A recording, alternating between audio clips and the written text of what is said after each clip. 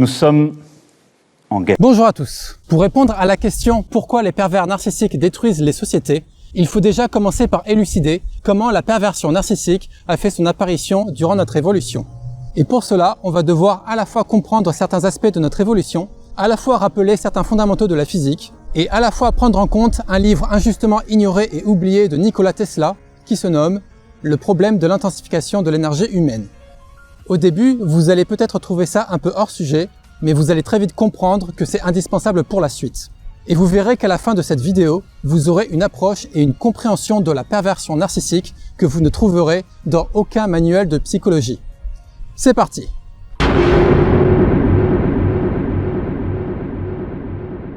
E égale mc2. Ce que veut dire cette formule célèbre d'Einstein, c'est que toute matière est intrinsèquement liée à de l'énergie. Je suis donc entièrement composé d'énergie, vous êtes donc entièrement composé d'énergie, et tout ce qui est matière est entièrement composé d'énergie. Et ce que Tesla va nous faire prendre conscience dans son livre, c'est que nous sommes certes des êtres d'énergie, mais tout comme une machine, nous avons forcément besoin d'une énergie pour être en mouvement. Mais la différence entre une machine et nous, c'est qu'une machine a une énergie visible.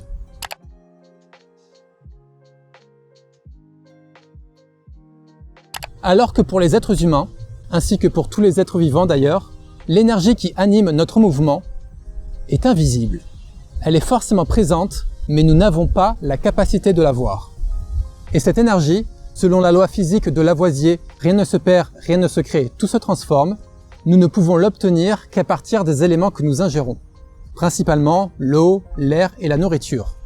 Et cette énergie, pendant des milliards d'années, va n'avoir qu'un seul objectif, nous faire survivre. Et cette énergie, sur ma chaîne, je l'appelle la peur. Donc ne voyez pas la peur uniquement comme une émotion, mais aussi comme une énergie invisible qui anime notre mouvement. Et cette énergie, pendant 4 milliards d'années, va bien faire son travail. En effet, c'est la peur qui a permis aux premiers êtres vivants d'évoluer en des animaux variés, dont certains sont devenus ce que nous sommes aujourd'hui. Mais à partir d'un certain moment dans le passé, cette peur va commencer à être un obstacle à notre évolution. Comment ça?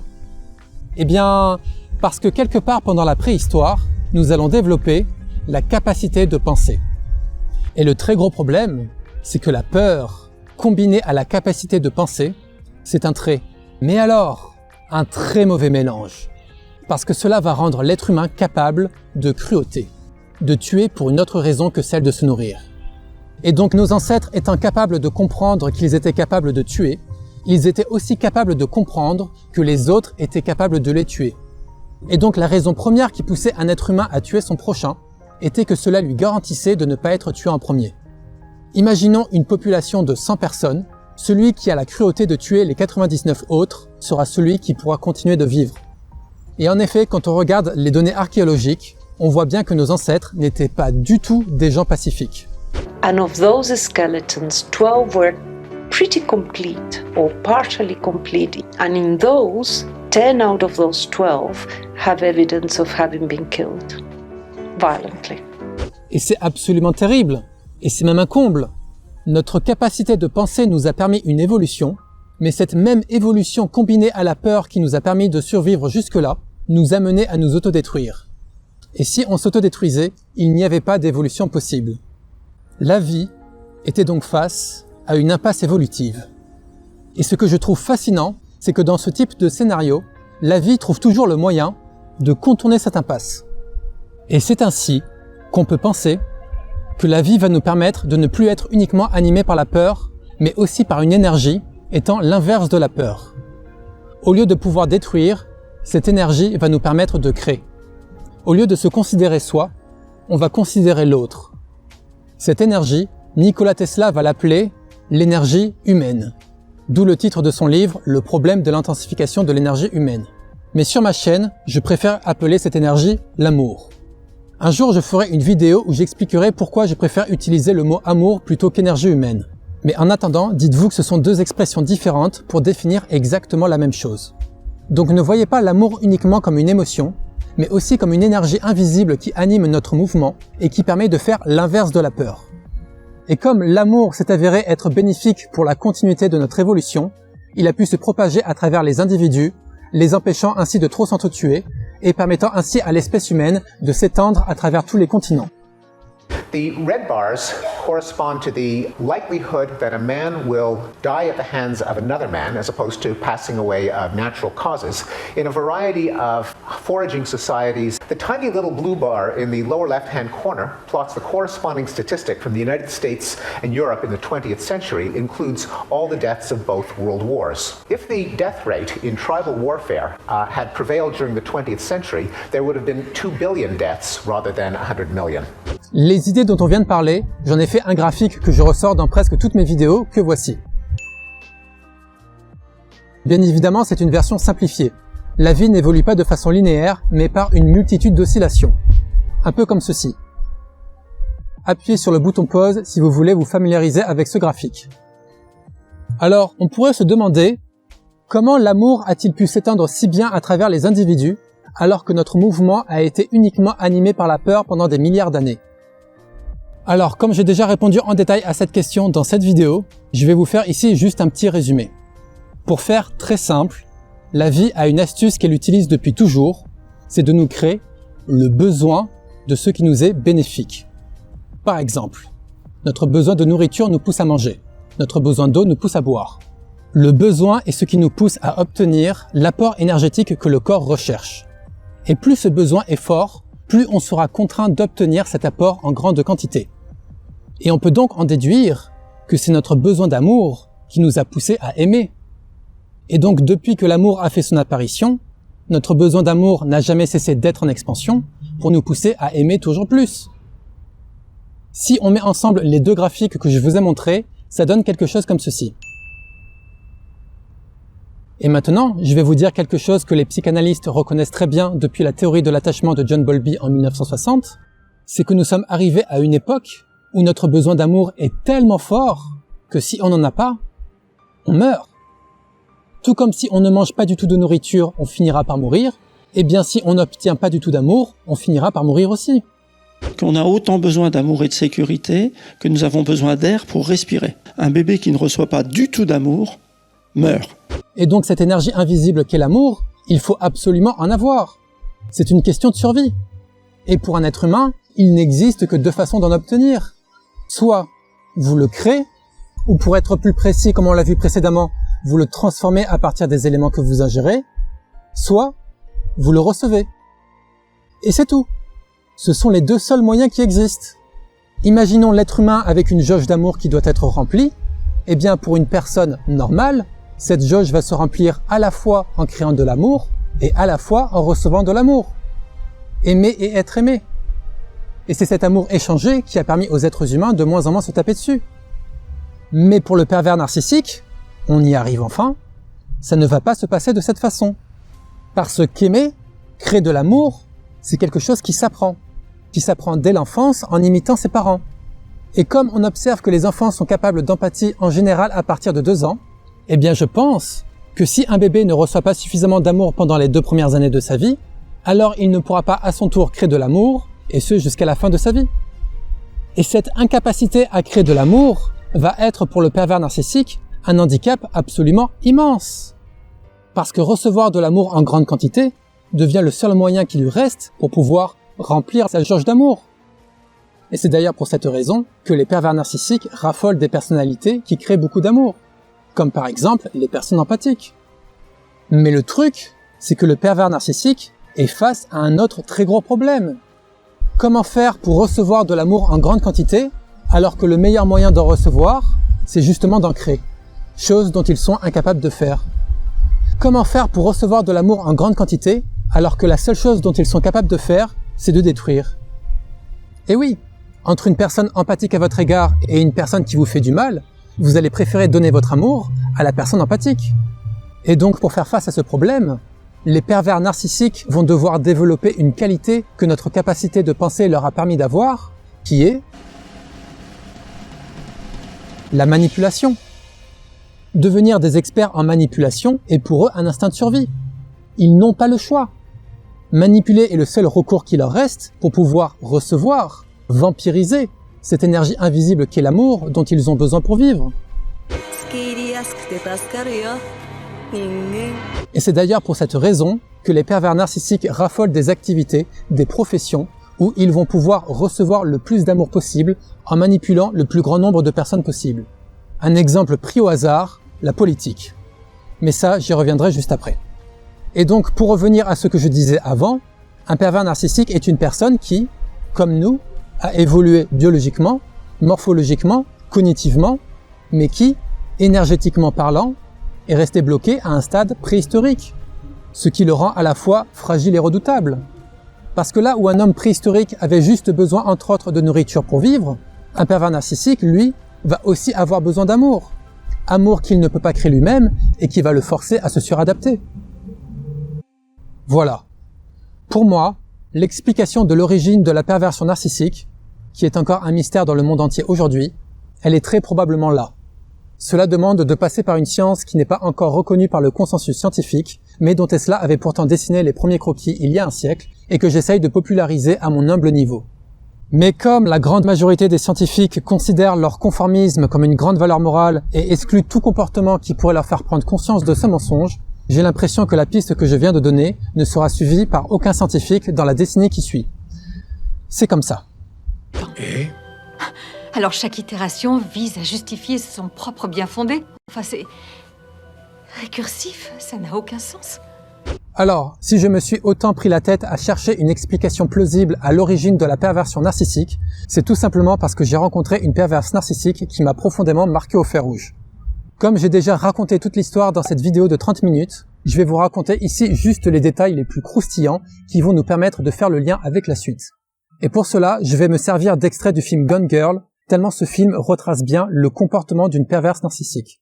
On se croirait dans un épisode de New York Unité Spéciale. Alors, il y a quelques années, je rencontre une fille très charmante, et après une période de séduction, la fille disparaît. Et aussi bizarre que cela puisse paraître, cette fille va me tenir en haleine à distance en organisant une sorte de jeu de piste sur le réseau social WeChat où je devais déchiffrer des indices. Je dois être punie. Et par punie, je veux dire prise. Bois, plage, puni, bois.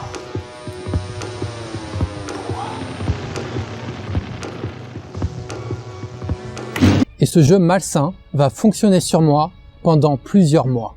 Parce qu'au-delà de ma naïveté, elle utilisait tout un arsenal de techniques de manipulation que voici.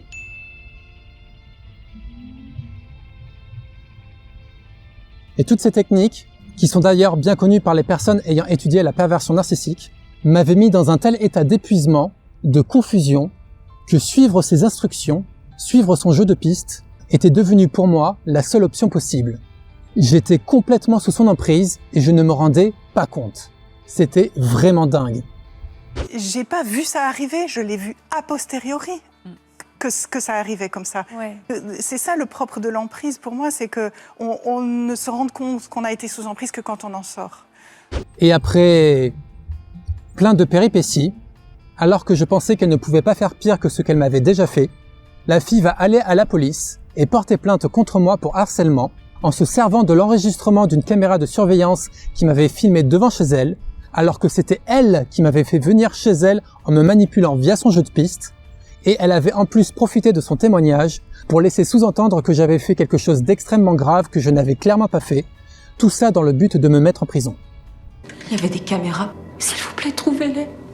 Trouvez les enregistrements. Et quand j'ai subi ça, je me suis rappelé d'un indice qu'elle m'avait fait lire 5 ans plus tôt, où elle laissait sous-entendre qu'elle avait l'intention d'envoyer un mec en prison, mais c'était dit d'une façon suffisamment subtile pour pas que je le comprenne au moment où je le lise, mais c'était aussi dit d'une façon suffisamment intelligible pour que je le comprenne une fois qu'il était trop tard. Suis le fleuve jusqu'à la cabane, tu pourras t'y détendre parce que ton compte est bon. De quelle cabane elle parle? En cabane, en prison. Elle est vraiment tarée. La voilà, la solution. C'est ça, elle veut me faire arrêter pour son meurtre. T'as épousé une psychopathe. C'est elle qui a tout manigancé. Elle contrôlait exactement mes allées et venues et j'ai foncé comme un con. Et ça, c'était vraiment dingue. C'était vraiment de la perversion brute. Elle avait fait ça comme pour me dire « T'as vu? Ça fait 5 ans que je prépare ce coup monté. Je t'ai même communiqué mes intentions et pourtant, tu t'es bien fait avoir et je t'ai bien manipulé. » Alors ça, si je le précise, c'est pour le tout dernier extrait vidéo que je vais vous mettre à la toute fin de cette vidéo. Vous ferez le lien et vous comprendrez. Mais malheureusement pour elle, et heureusement pour moi, la personne en charge de l'affaire était une policière et elle avait tout de suite flairé qu'il y avait anguille sous roche. Ça pue l'arnaque, cette affaire. Et donc elle va mener son enquête, elle va m'écouter et elle va très vite m'innocenter. Donc légalement parlant, ça s'est bien terminé pour moi. Par contre, psychologiquement parlant, j'étais KO. Prendre conscience qu'on a été manipulé et qu'on a été détruit avec consentement, ça attaque tellement ta fierté que c'est d'une violence inouïe. Mais je m'en suis remis assez vite parce que j'ai adopté une attitude qui m'a clairement été bénéfique. Ça a été de l'accepter et de me pardonner sans me dévaloriser. Donc si un jour vous réalisez que vous avez été manipulé, essayez d'adopter cette attitude et peut-être que ce sera bénéfique pour vous aussi. Petite parenthèse, avec du recul, je me suis rendu compte que ce qui m'avait rendu aussi manipulable était que pendant que je subissais sa manipulation, je n'arrivais pas à conceptualiser qu'une personne puisse être aussi mauvaise. La perversion, elle se sert du bien pour faire le mal, parce que sinon, on la voit tout de suite arriver, quoi. Et donc, à chaque fois qu'elle faisait un truc bizarre, je me disais un truc du genre « Oui, mais si elle agit comme ça, c'est qu'il y a forcément une raison. » Et en observant autour de moi, je me suis rendu compte que ce trait de personnalité que j'avais était très fréquent chez les gens. Et c'est normal, parce que dans notre vie de tous les jours, on a l'habitude de fréquenter des individus qui, comme nous, sont certes capables d'être cruels, mais dont cette cruauté est diluée par de l'amour. Donc conceptualiser qu'il existe des personnes dont la cruauté est diluée par rien du tout, c'est très compliqué. Mais cette cruauté, au bout d'un moment, il faut savoir la reconnaître. Parce que si on ne la reconnaît pas, ça nous rend manipulables. Fin de la parenthèse.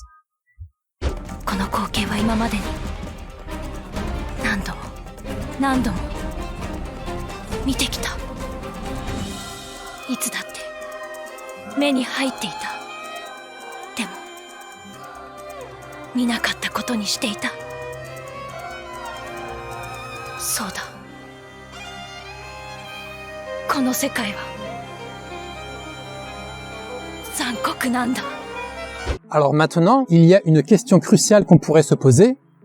Comment faire pour repérer à coup sûr un pervers narcissique? Comment faire pour repérer ces individus qui sont une sorte de dommage collatéral de notre évolution? Comme on l'a vu précédemment, un pervers narcissique est une personne qui est incapable d'aimer.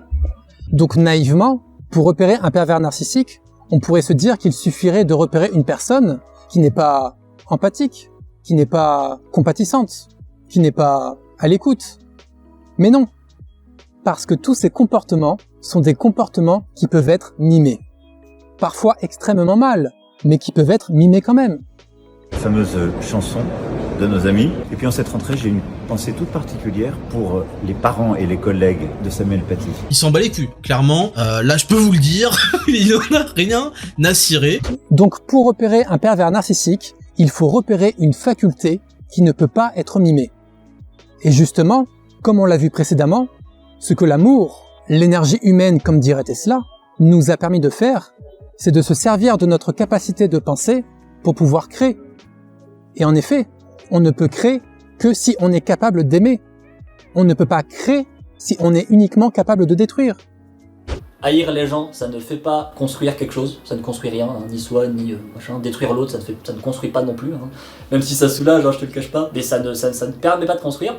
Et c'est donc ça qui va nous permettre de repérer un pervers narcissique. C'est de repérer l'incapacité de créer. Parce que créer est quelque chose qui ne peut pas être mimé.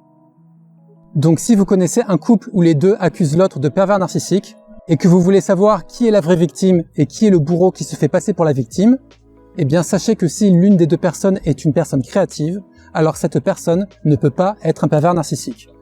Voilà. Au passage, depuis quelques années, je joue à un jeu que j'appelle « Où sont les pervers narcissiques dans le YouTube Game ?» Et en utilisant l'astuce que je viens de vous donner, ce jeu est extrêmement simple. Grâce à certains dramas YouTube, j'ai pu repérer un certain nombre de pervers narcissiques et un certain nombre de victimes de pervers narcissiques. Et peut-être qu'un jour, j'en ferai une vidéo. Alors maintenant, on pourrait se demander, comment est-ce que j'ai fait pour savoir que l'élite de ce pays est un pervers narcissique? Eh bien, figurez-vous que je le sais depuis le début de son mandat, et ce, sans même avoir utilisé l'astuce que je viens de vous donner. Pour la simple et bonne raison que mon corps l'avait ressenti. Alors, je sais que ce que je viens de dire peut peut-être vous paraître bizarre, mais pourtant, quand vous écoutez des témoignages de personnes ayant été victimes d'un pervers narcissique, vous vous rendez compte que c'est très fréquent que le corps perçoit le danger face à ce type d'individu. Un jour, tu sais, on se bataille pour rigoler, genre comme tu fais avec ton gars. Les gars, je lui ai mis une patate, une vraie, dans l'épaule, genre, mais une vraie patate. Ça veut dire que mon corps, il était déjà dans le rejet de cette personne et moi, j'ai pas su l'identifier. Et donc, quand je voyais Macron parler et gesticuler, mon corps me faisait ressentir une angoisse, comme pour me dire « Fais attention Nico, t'en as un juste là, te fais pas avoir une deuxième fois. » Et donc, à partir de là, je savais déjà que ce mec allait détruire peu à peu ce pays et allait maîtriser la manipulation pour tenter de le dissimuler le plus longtemps possible. Aussi, récemment, il a fait quelque chose de très révélateur au niveau de son langage corporel. C'est lors de son discours du 12 juillet où il avait un regard vide d'une extrême froideur. Et quand j'ai vu les réactions que ça a provoqué, je pense que pas mal de personnes ont commencé à comprendre à ce moment-là que ce mec avait un problème psychologique très sévère. Mais ce qu'il y a de dingue pour moi, c'est que ce regard qu'il a fait, la fille perverse narcissique que j'avais rencontrée m'avait fait exactement le même regard. Et qu'elle m'avait fait ce regard aussi au moment où elle mettait son plan à exécution. Ce regard qu'elle a posé sur moi m'a hanté. J'avais vraiment eu cette sensation que le diable existait sur Terre et qu'il s'était incarné chez cette fille. Et maintenant, j'ai envie de vous ressortir les techniques de manipulation qu'utilisent les pervers narcissiques. Les voici.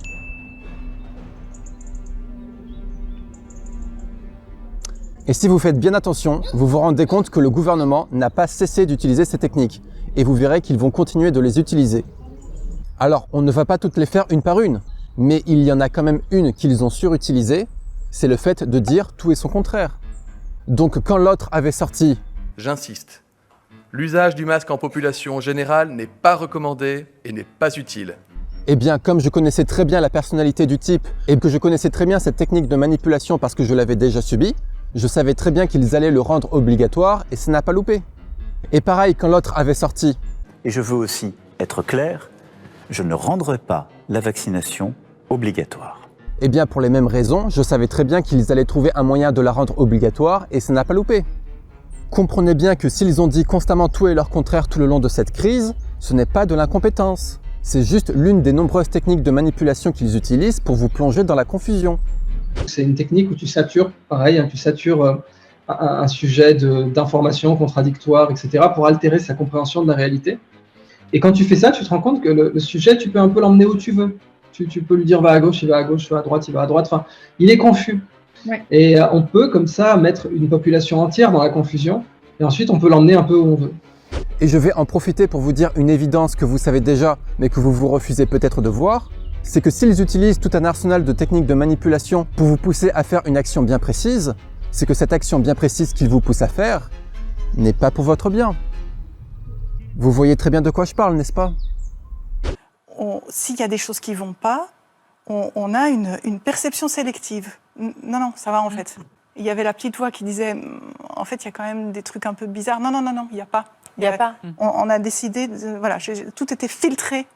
Et maintenant, j'ai envie d'utiliser l'astuce ultime pour repérer un pervers narcissique qui est repérer l'incapacité de créer. Eh bien, figurez-vous, et le temps validera ce que je vais dire, que si vous passez outre les belles paroles de notre cher président et que vous regardez ce qu'il fait depuis le début de son mandat, vous remarquez que toutes ces réformes ont pour unique finalité de détruire la France et de détruire les Français. Il a été mis en place pour, dans le fond, détruire l'État français. Dans la tête de Macron, la destruction, c'est de la création, et ce qui est réellement de la création, dans sa tête, ça n'existe pas. And in a certain way, to deconstruct our own history. Ce qui pousse le plus une personne à faire le mal, c'est de se donner l'illusion d'agir pour le bien. S'ils ont supprimé des médicaments pouvant soigner pendant la crise, ce n'est pas pour votre bien, c'est pour vous détruire en vous empêchant de vous soigner. S'ils ont supprimé des lits d'hôpitaux pendant la crise, ce n'est pas pour votre bien, c'est pour vous détruire en vous empêchant d'être soigné. S'ils ont pris des mesures qui ont poussé plus de 100 000 soignants à démissionner pendant la crise, ce n'est pas pour votre bien. C'est pour vous détruire en empêchant les personnes pouvant soigner de vous soigner. Pourquoi les pervers narcissiques détruisent les sociétés? Parce que détruire est la seule chose dont ils sont capables de faire. C'est tout. Aucun de leurs mouvements est animé par cette énergie invisible qu'est l'amour. Aucun. Si vous pensez toujours que le gouvernement a juste fait des petites erreurs pendant la gestion de cette crise, je suis désolé de vous le dire, mais vous êtes sur un petit nuage. Et plus vous vous obstinerez à rester sur ce nuage, plus la chute sera violente. Je le sais, je suis déjà passé par là. Et comme le dit très bien ma philosophe préférée Ayn Rand, vous pouvez ignorer la réalité, mais vous ne pouvez pas ignorer les conséquences d'ignorer la réalité. C'est comme ça. Et aussi, comprenez bien que tous ces scientifiques, tous ces journalistes, tous ces youtubeurs, tous ces chroniqueurs qui idéalisent leur conformité et qui ne font que reléguer la parole du consensus actuel, ce sont tous des manipulés qui participent à la manipulation et qui participent donc au développement de la population vers le bas.